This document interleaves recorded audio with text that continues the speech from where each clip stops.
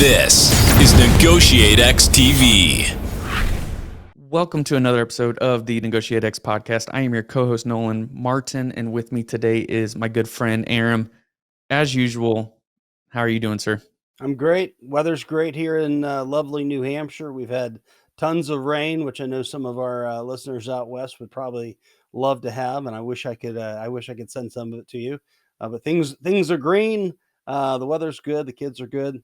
The dogs are good. Everything's good.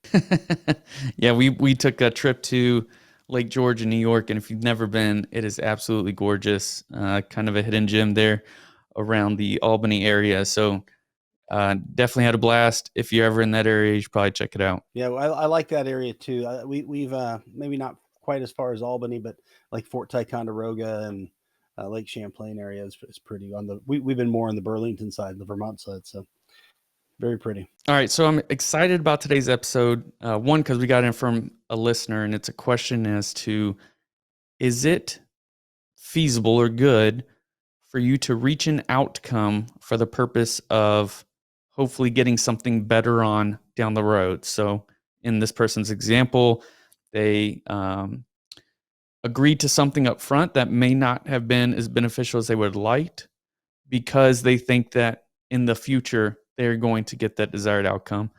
Is this a good negotiation strategy, Aram? Well, so my initial answer is no. My sympathetic maybe response is, and it happens a lot.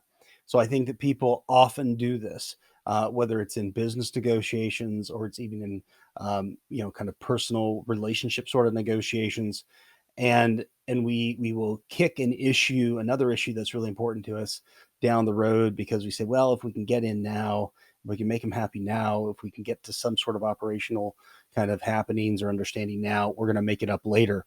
And my experience is that oftentimes does not happen. And so you absorb the loss, and you also do some other things that we can get into that are really negative for the negotiation partnership long term. Yeah, so another reason I'm very excited about this question is that I may or may not have made the similar mistake recently. And so obviously I had a client who asked me if I could basically do them a favor. It was tied to other accounts. So the idea was, hey, give me a discount now, and that in 6 months I'll probably pay you what you should be getting, and maybe you'll get these other accounts. And as we continue to work together, I'm starting to realize that maybe that's not going to happen. I hope it does. But so very, very interested in helping everyone out there in the NegotiateX Nation avoid this mistake. Yeah. So I mean, you use the word mistake 2 times there. I may not call it a mistake. I think it's a common strategy people follow. And the truth is that we will teach, if you understand people's interests, and we talk about brainstorming creative options. Well, one part of brainstorming options is finding places where we have different preferences, whether it's around risk or time or any number of things that can be different.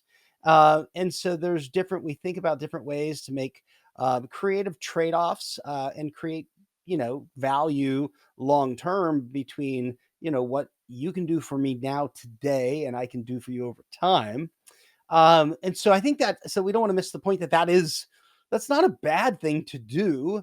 I think we just have to be real careful when it's I commit now and you commit later, maybe. And that's the trap that we want to guard against, is kind of the management of our commitments and their commitments, both now and in the future. All right. So how can we provide some value to this question? Yeah, so maybe it's more, giving a little more context here too. So recently I was working with a client who is starting their own business, having tremendous success. And in the early days, as they were trying to get the capital, and find different investors, trying to scrutinize their investors, trying to find a list investors who shared their values and their views for the future of what this idea could be like. Um, and that's always a hard thing to do, I think, because they're in such need for for those funds and for having partners that they can move forward with. Anyways, I mean, so long story short, here they are now a couple years down the road. They have one of their original investors who has become somewhat problematic, and they're trying to extradite themselves from this dangerous or difficult situation, because it's just it's a partnership that's no longer helpful and may actually affect the company and prevent the company from growing. And so the question is, should I have seen this in advance? What do I do now that I'm in a bad, partnership? I've made a bad agreement. How do I get out? And that's kind of maybe, what do you think of that context? Does that help maybe frame up some of what we're talking about? Yeah, I think that's perfect. So, all right, so how do you get out of the negotiation? So obviously ignoring all the legalities here, neither Aaron or I have spent the time to go through law school.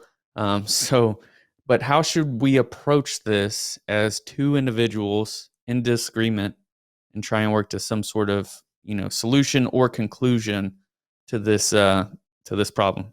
So I mean, so my advice to this person was really just we just kind of walked through each of the seven elements and thought about what are they telling us. And I think the challenge up front is in this case to we have to get some alignment with the counterpart that there's a problem. And if this investor is refusing to say, yeah, I see the same problem and then are continuing to work together isn't going to be good for either one of us, that's really difficult. If we can at least acknowledge that there's a problem we're trying to solve, now and see if they're both open to solving it. Now we're both at the table, right? So that's kind of the first hurdle to get over. No, I think it's definitely valuable there, and I'm willing to bet that's probably going to be your biggest challenge is definitely just owning it and addressing it. I feel like I said, that's going to be the biggest challenge. What do you think? Yeah, I agree. I mean, even in the conversation about what's our bat and our alternatives, right? So what can we do if we can't reach an agreement here, which probably looks like some form of arbitration or litigation, as you said. We're not really getting into that. We're not legal experts here, but we certainly would encourage folks to know what your BATNA is, your walk away, and consider what theirs is, and even have a discussion and say, hey, if we can't reach a place, some sort of peaceful resolution where we can both part and go separate ways, recognizing that this agreement has kind of run its course. It was good, now it's not.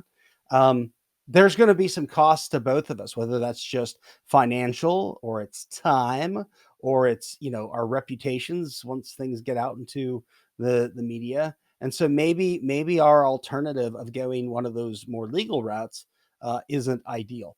And so we can have that conversation. And while we're having it, to your point, Nolan, being able to remain, respectful, professional, moving us closer to a goal we want to be, regardless of what we're getting from them.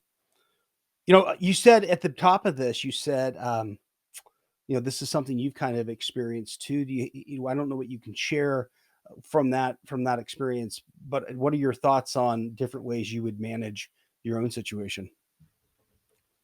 Yeah, and I think as you're kind of navigating this challenge, I think it's important that you still maintain that level of fairness, that level of compassion, um, even if the other party is not. I think that's going to help you get the outcome that you're looking for. Yeah, disrupting, upsetting a partner, a client that you need, I would guess, right? So it makes sense to kind of maybe go with it now. The cost is fairly manageable. Yeah, so I think I'm just gonna have to bite the bullet and write it out, and let's see where it goes. We did leave in the period option, so it's like we made an agreement for the next 6 months. So there is some light at the end of the tunnel. We just got to write it out, get to that point, and then all right, I need to become better prepared to the discussion next time, and hopefully get the outcome that benefits both of us. So that's kind of my situation here. Yeah, yeah, I think, I mean, so it's, yeah, so it sounds like it's pill that's swallowable. So that's, sometimes I think it's important that when we make commitments, we do see them through. I think that's part of our reputation in whatever industry we find ourselves. And then we need to learn. That's the kind of that fourth wheel of our process of negotiation. We think of, what do we do in preparation? What do we do at the table? What do we do as we assess our success or our outcome? And then this review piece, and that review piece flows back to our preparation next time. So what lessons did I learn? Another situation I heard recently. So working with another client who is just trying to say, hey, they're trying to price something competitively. And they want to make sure that from the very beginning, from the RFP stage to even initial negotiations, they're kind of in the ballpark. And that's hard. That can be hard to do too.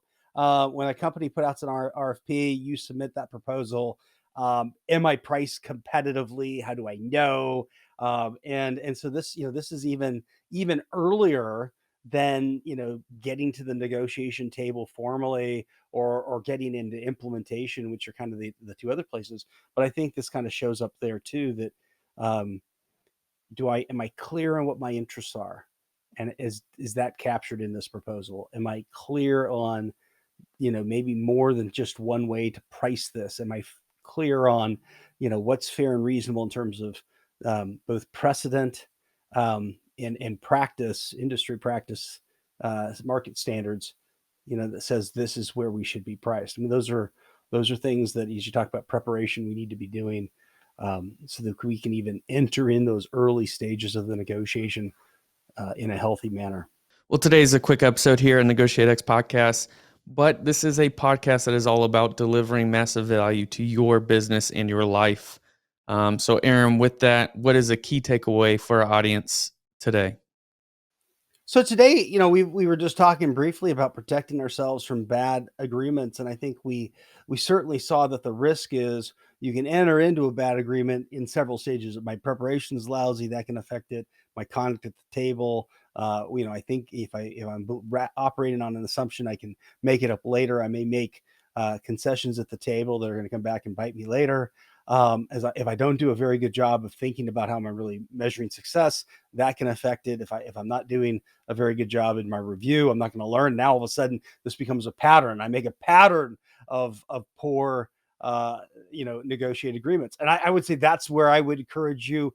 Don't become my biggest piece of advice is, if you've reached a bad agreement today or you're living with it, okay, got it. You're not alone. Let's not let that become a pattern, though. And so what are you doing? And my challenge to you would be, become a real observer of your negotiation behaviors. Consider the things that are working well, why they're working well, behaviors, things you do that you want to repeat in the future. And this is the more difficult one, what are the things that are costing me value, not just in this negotiation, in this situation, but long term as we implement those contracts? And what do I need to change? What do I need to do differently to be more effective in future negotiations? If you can do that, and you can really good at being able to prescribe advice, just like a doctor would prescribe you medication for your health, you're going to become a lot more effective, and that's going to be the best thing you can do to protect yourself long term from bad agreements. Yeah, Aaron, I'm not even going to attempt to give a key takeaway because I think that one was so good. You nailed it right there.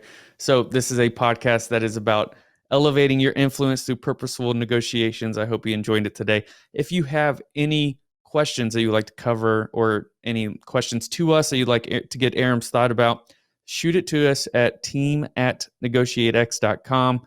For anything in this show, any resource, anything like that, you can find it at negotiatex.com/12. And I think that's it. So we will see you in the next episode. Hey, thanks for checking out this video on NegotiatEx TV. If you found any value at all, please hit the subscribe button, hit the notification icon if you want to be notified of future videos. And then we also have a couple videos over here that you might be interested in checking out. If you and your small business, your team, are looking to get negotiations or leadership training, then you can head over to negotiatex.com and learn more about the coaching services we offer. Thanks, and I'll see you over in the next video.